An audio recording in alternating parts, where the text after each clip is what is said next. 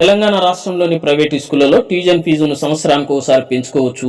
వినియోగదారుల సూచిక సిపిఐ ఆధారంగా ఆ పెంపు శాతాన్ని నిర్ణయించాలి. ఫీజుల నియంత్రణకు నియమించే కమిషన్ 3 ఏళ్లకోసారి ఈ రుసుంలను సమీక్ష చేసి సవరిస్తుంది. తెలంగాణ విద్యా కమిషన్ ప్రభుత్వానికి పలు సిఫారసులు చేసింది. గత నెలలో కమిషన్ ఫీజుల నియంత్రణపై ముసాయిదాను ప్రభుత్వానికి అందజేసిన సంగతి అందరికీ తెలిసిందే. దానిపై ప్రభుత్వ ఆదేశాల మేరకు పాఠశాల విద్యాశాఖ డైరెక్టర్లోని సీనియర్ అధికారులు, 2 డిఈఓలు, మరికొందరు డిప్టీ ఇన్స్పెక్టర్లు బుధవారం సమావేశమై చర్చించినట్లు తెలుస్తుంది. ముసాయిదాలోని చేసిన సిఫారసులు ఇలా ఉన్నాయి. ఫీజుల నియంత్రణకు రాష్ట్ర స్థాయి కమిషన్ ఏర్పాటు చేయాలి.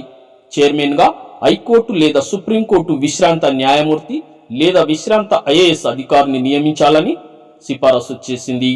అలాగే పాఠశాల విద్యాశాఖలో పనిచేసిన విశ్రాంత సంయుక్త సంచాలకుడు, చార్టెడ్ అకౌంట్ సభ్యులుగా ఉంటారు. జిల్లా స్థాయిలో కలెక్టర్ చైర్మన్గా జిల్లా రుసుముల నియంత్రణ కమిటీ డిఎఫ్ఆర్సీలు ఉంటాయి.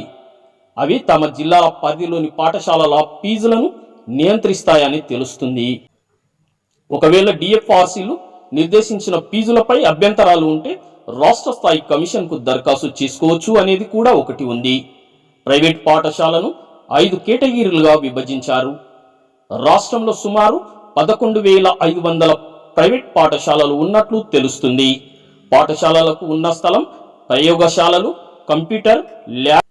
కంప్యూటర్ ల్యాబ్, డ్రాయింగ్, క్రీడా స్థలము, ఇతర సౌకర్యాల ఆధారంగా కేటగిరీలను నిర్ధారించాలి. తరగతి గదిలో ఒక విద్యార్థికి సగటున 25 చదరపు అడుగుల స్థలం ఉండాలి.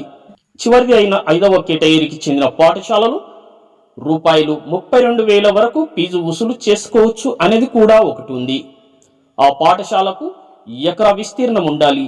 2 కేటగిరీ ఫీజు గరిష్టంగా రూపాయలు 2 లక్షల లోపు ఉండొచ్చు. Welcome back.